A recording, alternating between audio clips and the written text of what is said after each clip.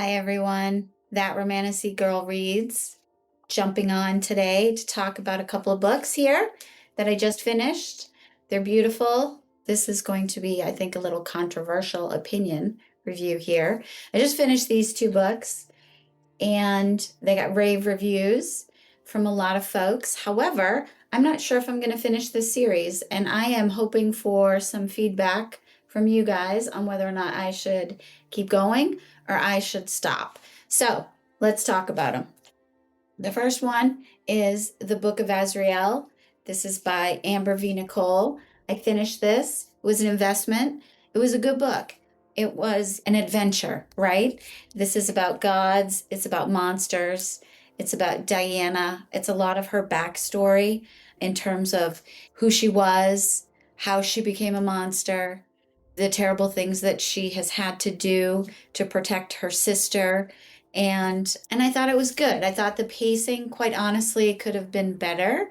I think it was a lot of repetition. She meets this god named Liam. He is also known as Samkiel throughout the book series.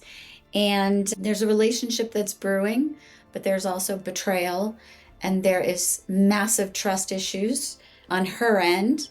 And, we got through this book and I enjoyed it, but I was really looking for some payoff. And I don't feel like first book actually did that. I think the first book is really around laying that groundwork in that world and a lot of the history behind both Dianna and Samkiel in terms of, why they are the way that they are.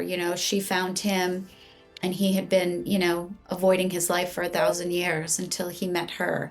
And she was able to help him, a god who has suffered from nightmares and depression and PTSD. And she's this monster. And so, yeah, I'm invested here. I read the whole book and I was excited to get to the next one. So, enter in the Throne of Broken Gods. This is book 2 in Gods and Monsters. And this one was better. The pace was great. Relationship moves. There's growth. There's excitement. However, we got to the last chapter and I wanted to scream, and I still want to scream.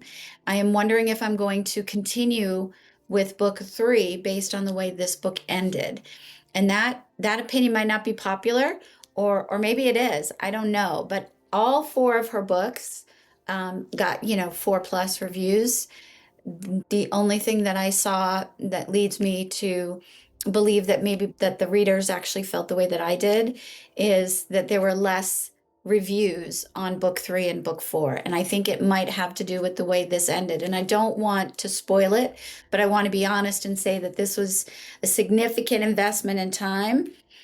And the way that it ended made me feel like the author potentially is just, dragging out the story instead of getting to the next phase of the adventure. So we'll see what happens. I don't know if I'm going to finish it, but I would certainly love your opinion.